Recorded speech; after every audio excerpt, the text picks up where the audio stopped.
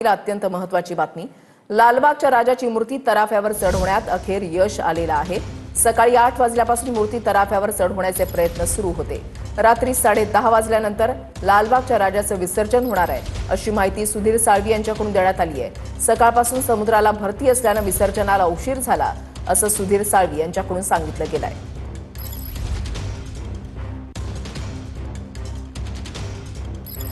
लालबागच्या राजाची मूर्ती अखेर नवीन तराफ्यावर चढवण्यात यश आलेलं आहे। जवळपास 9 तासाच्या नंतर अथक प्रयत्नानंतर हे यश आलेलं आहे आणि आता रात्री 10:30च्या नंतर लालबागच्या राजाचं विसर्जन होईल, अशी माहिती लालबागच्या राजाच्या मंडळाचे मानस सचिव सुधीर साळवी यांच्याकडून देण्यात आलेली आहे। बाप्पाला तराफ्यावर चढवण्यात अखेर यश आलेलं आहे।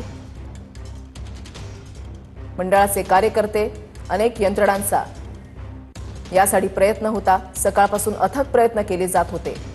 सकाळी 7:45-8च्या दरम्यान लालबागची राजाची मूर्ती जी आहे ती गिरगाव चौपाटीवर आणण्यात आली, मात्र त्याच वेळेला ओहोटी असल्यामुळे लालबागच्या राजाची मूर्तीचा पाठ जो आहे तो वाळूमध्ये रुतला।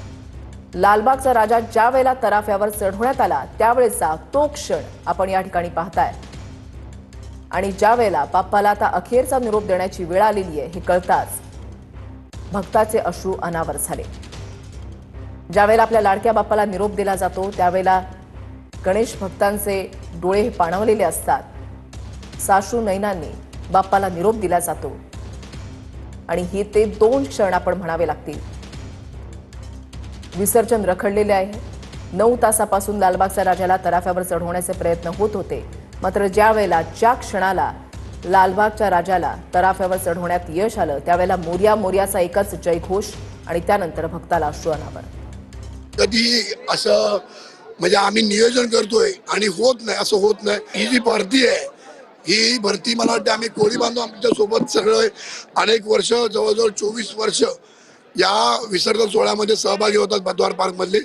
मी त्यांच्याशी देखील आता संवाद साधला। त्यांचं म्हणणं आहे की 10:30 ते 11 वाजता रात्री या ठिकाणी हा तराफा फ्लोट होईल आणि त्यानंतर लालबागचा राजा या अरबी समुद्रात गिरगाव चौपाटीमध्ये विसर्जनाकरता मार्गक्रमण करेल।